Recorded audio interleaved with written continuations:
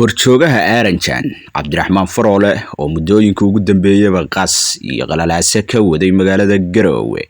isla markaasina curyaaminaya isbaarooyin u dhigtay doorashada xukuumadda madaxweyne Dani ka fulinayso deegaanadaasi ee golaha deegaanka ayaa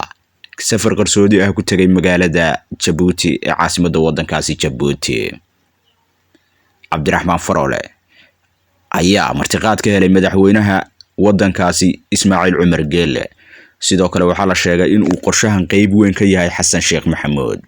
ujeedooyinka isbarkan ee Xasan Sheekh Maxamuud iyo Ismaaciil Cumar Geelle ugu yeedheen Cabdiraxmaan Faroole ayaa ka dhaadhicinta Cabdiraxmaan Faroole in labada dawladood waata Soomaaliya iyo Djibouti ay ka caawin doonaan Cabdiraxmaan Faroole sanadda 2024 doorashooyinka dhacaya ee Puntland ee madaxtinimo in Cabdiraxmaan Faroole ay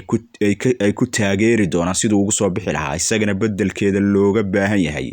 in uu culayska ka dulqaado Somaliland oo uu saaxiib dhow leeyahay Cabdiraxmaan Faroole isagoo maraya tallaabooyinka ay ka mid tahay in dhaqaale uu qaato $10 milyan kuna kala furfuro ciidamada beesha majeerteen ee jiida ku jira isla markaana siyaasiyiinta beeshaasi u qaybiyo khalkhal siyaasadeedna uu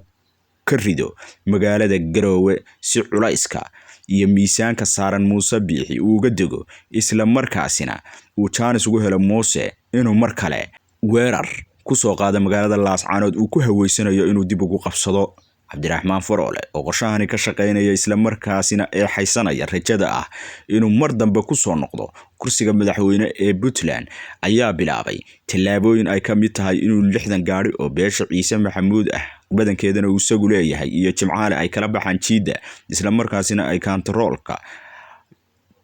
galbeed ee Garowe iyo Kambariba dhanka garoonka iyo meelo badanba ay dhigtaan isbaarooyin iyagoo isu eekaysiinaya kuwa doorashadiid ah balse qorshuhu intaasi ka fog yahay oo yahay burburinta iyo kala dhantaalida hartiga ku dagaalamaya ee difaaca kaga jira magaalada Laascaanood.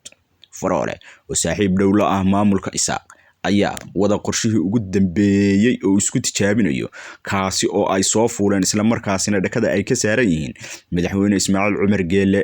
iyo madaxweynaha Xasan Sheekh Maxamuud. balse shacabweynaha Puntland iyo guud ahaanba beelweynta harti ayaa si mug leh oo miisaan leh u dhadhansatay isla markaasna u aragta dhagaraha uu soo maleegayo Xasan Sheekh Maxamuud iyo Ismaaciil Cumar Geelle taas oo loo soo fuulayo xubnaha Aaranjan oo xilligani Garowe ka wada qalalaase